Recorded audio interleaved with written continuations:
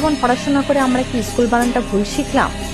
School বানানটা আমরা school বানান ভুল? C H double O L double O তাই না? এল, হ্যাঁ এটাই তো সঠিক স্কুল। বানানটি হবে এটা তো school. S C S H C এই পর্যন্ত ঠিক আছে। এইচ, এই ওটা কখনোই আগে হবে না, এই ওটা আগে হবে এবং সামনের ওটা পরে হবে, তারপরে এল। এটি হচ্ছে স্কুলের সঠিক বানান। কি